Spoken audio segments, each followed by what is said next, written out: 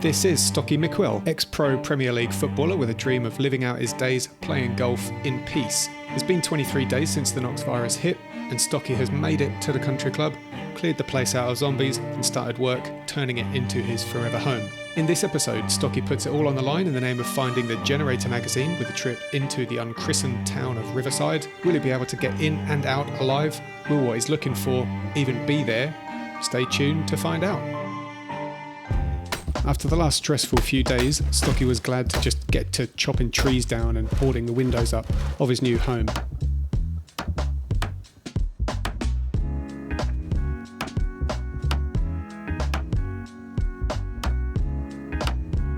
Next on the agenda for today, given that we're going to be doing a lot of farming later, Stocky decided to make a couple of composters to dump all of the food that is inevitably going to be going off. And this little square of land here looks like a good place to set up a little farm, Stocky thought. So he started clearing all the bodies out from the area and then tore up a bunch of their clothes to make ropes and rags, so that before too long he could be carrying these logs around and making log walls and tying them together with sheets. But this really is just the beginning of all that, and Stocky was tired as fuck, so he went to bed. Next morning, Stocky started off by barricading a few more windows with some planks before heading over to whatever this building is over here. I think it must be just some kind of administration building, because there doesn't really seem to be much in there. So after prying the door open, we had a quick look in the drawers, not much to report. The shelves had a few general supplies on them, but in this one cupboard we did find a lovely new saw.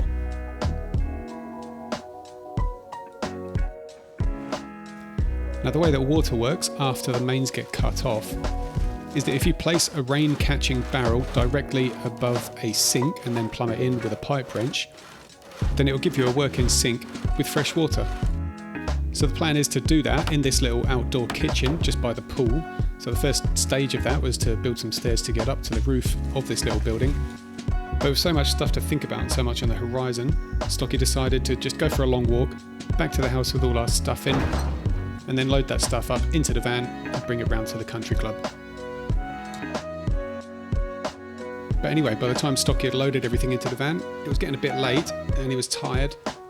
So he settled in for one last night in this house, just for old time's sake. Next morning, Stocky made the short drive back to the country club with all of his loot that he's been gathering over the past couple of weeks.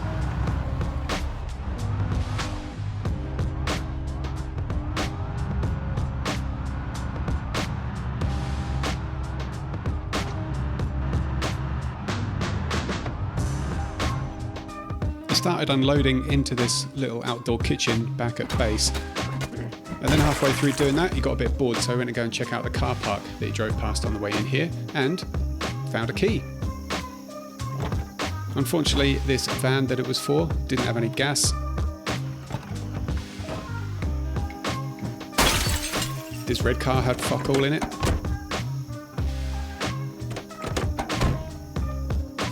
There was some very handy fishing equipment that we found in the boot of this car. And then Stocky found another key just laying on the floor next to this blue car, which, after filling up with some gas siphoned from the other cars, he managed to get it started and bring it back to base. Now, the reason he's gone for this car rather than the big blue van is because this is probably going to be a bit of a better little runaround, because it's going to be quieter than that hefty, noisy old truck, which is going to mean that when out doing loot runs, less noise equals less attention. Now, with the afternoon already well underway, Stocky decided he'd just spend the rest of the day chilling out, sorting out his inventory, sticking it all in this outdoor kitchen, and then getting to work on the water solution, which is going to involve sticking a little bit of a roof above this room in preparation for building some water-catching barrels that are going to be plumbed into this sink.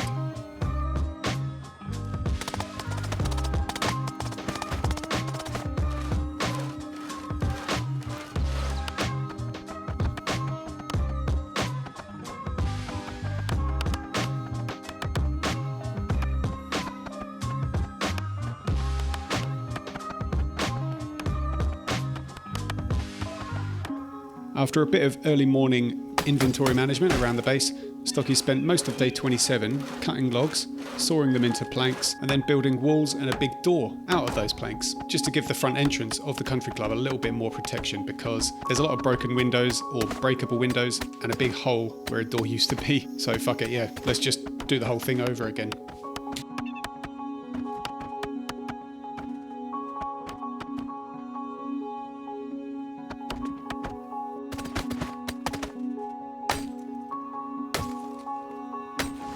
On day 28, Stocky had finished off the wall that he'd begun building yesterday, and then he headed off into the woods to go and do a little bit of preparation for the future by crafting and placing a few traps to catch animals for food. Unfortunately, he made one crucial and critical mistake, which he would only come to realise later when he came to check the traps.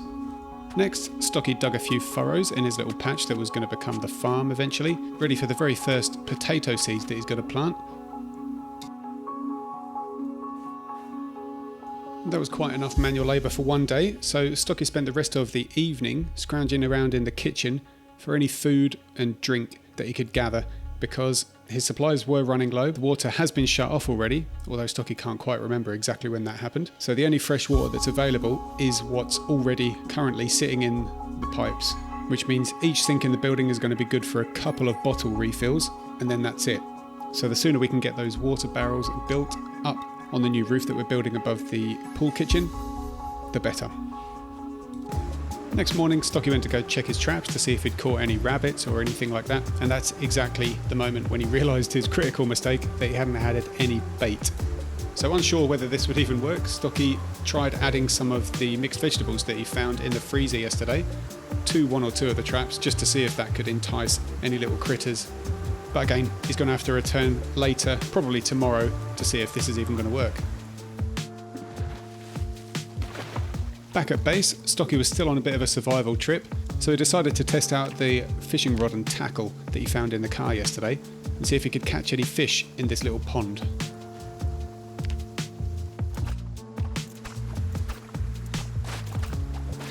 This turned out to be probably one of the most unproductive days Stocky has spent in the apocalypse so far, fishing out mostly just socks, shoes and absolute crap. But a miracle occurred and he did catch 3 little tiny fish right at the end of the day. Maybe there's a lesson in there somewhere about the time of day that one should be fishing. Who knows? Either way, this did give Stocky the excuse to go and start his fireplace for the first time, because with the electricity cut off, none of the ovens are going to work. So this is the only way he's going to be able to cook those little tiddlers that he just plucked out of the pond.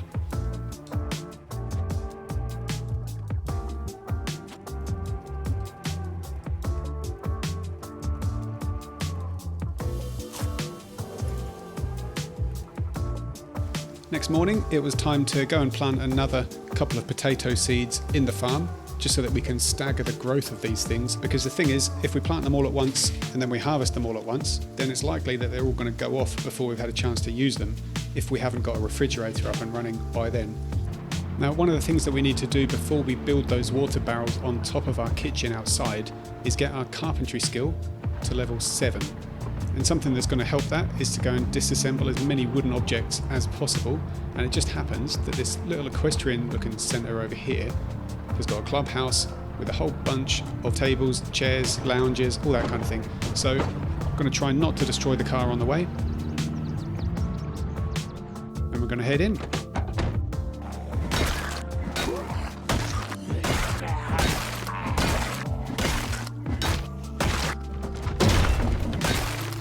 After making his way inside, looting a little bit of food out of the kitchen and then grabbing a couple of books off these shelves, Stocky went about destroying the place, all in the name of personal development.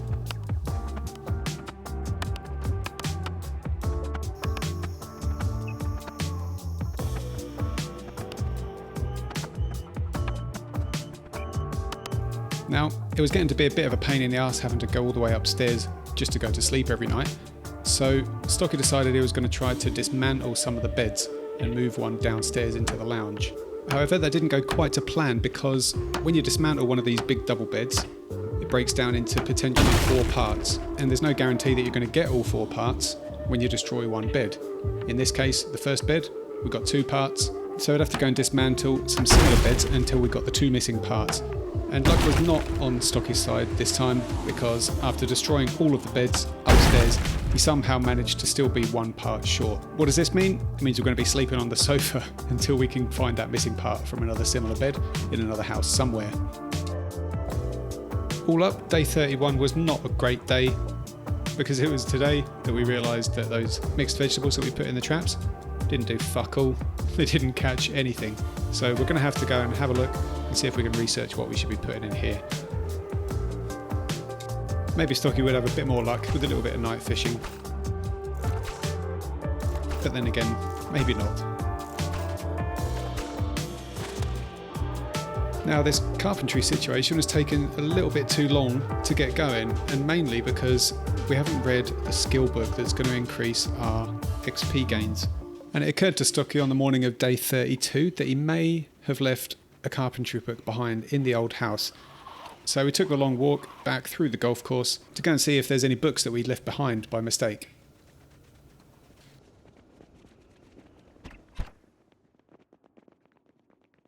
But it turns out he hadn't got a carpentry book that he needed, so he grabbed what he did need, went back to the clubhouse, and spent the rest of the day reading his trapping book.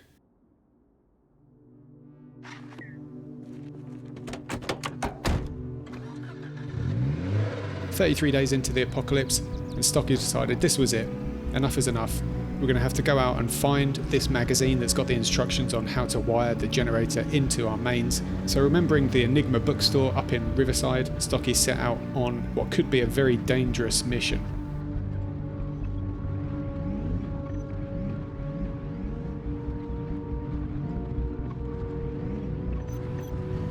Ooh, and I wonder if this little car crash situation might be important to the story later. Okay, we're getting close. This car really does sound awful.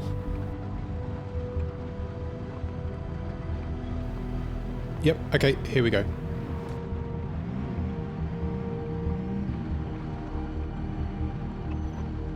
Well, this looks like as good a place to stop as any.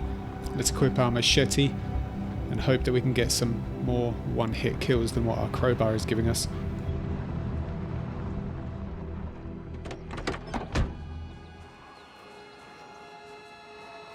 Okay, this is very dangerous because if we have to run, I don't know that that car is going to start first time. Let's make some space, make sure our back is clear.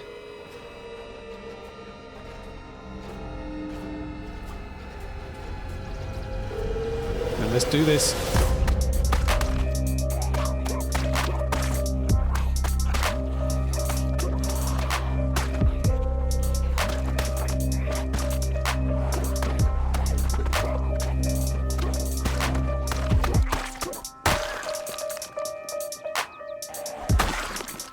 Okay, car park clear. Oh no, it's not. Alright, now let's see if we can sneak around the front.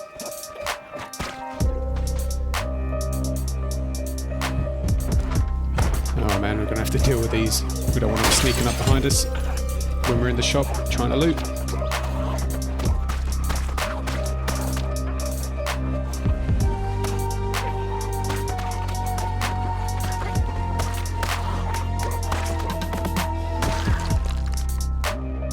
Okay, now we're clear. Enigma books, here we come.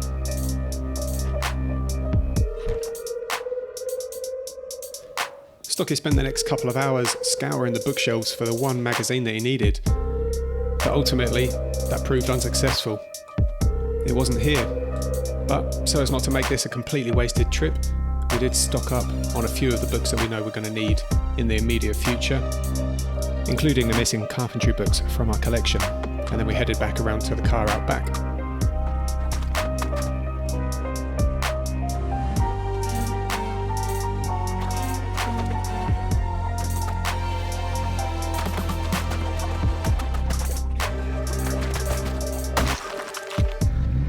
Now, just as a bit of a bonus, there is a police station just on the way out of town here, so let's go have a look and see if we can get anything good out of there.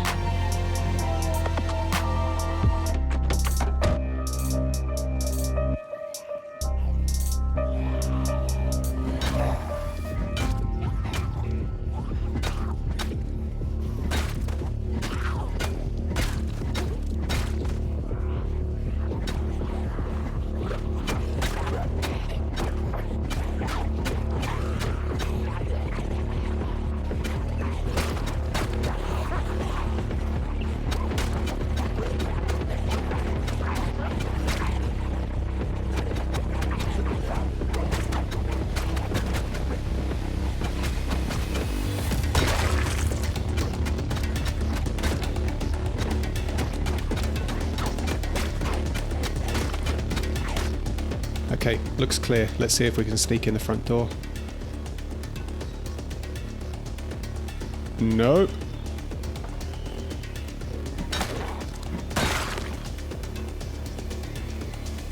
This is getting dangerous. We're on the verge of becoming exhausted. We're already tired. I don't know if this is a battle that we should be waging today. If we can get this engine started, then I think we're just going to call it a night and head back, assuming we have enough petrol to get us there. You see, I did assume that we'd be able to siphon some fuel from a couple of cars over here in the city, but that was unfruitful for all the ones that I did check off camera. So let's see how far we can get, otherwise we might be walking home through the forest. And wouldn't you believe it? Oh my god. Okay, let's see if we have any energy left to try and clear out these few zombies, and we can check these cars for fuel here as one last attempt.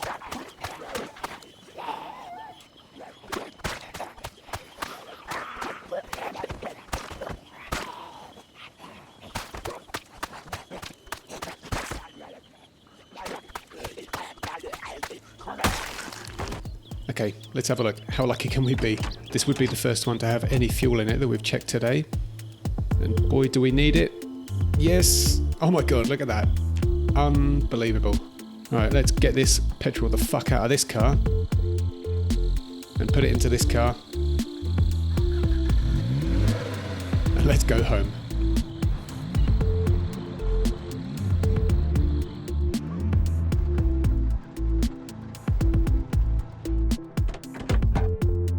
After a big day, an exhausting day yesterday, half of day 34 was gone before Stocky saw any of it, so he decided to just spend a relaxing day doing a bit of inventory management. Stuck a couple of fish traps down in the pond outside. Went to go and check his other traps off in the forest, to no success. And he spent the evening reading a carpentry book in the dark, but either way it's going to help him get to that next level a lot quicker so he can get started working on those water barrels.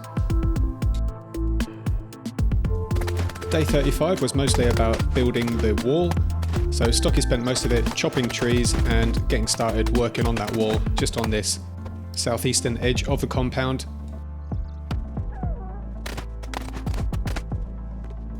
And then when it got to dusk, Stocky spent the last few hours of the day doing a bit of fishing to see what he could pluck out, which turned out to be the square root of fuck all.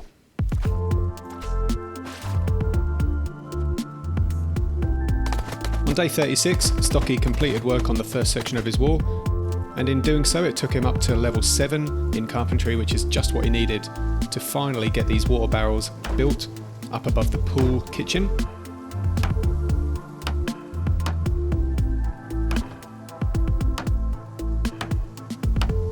And so with those in place now, all we need to do is plumb them into this sink below.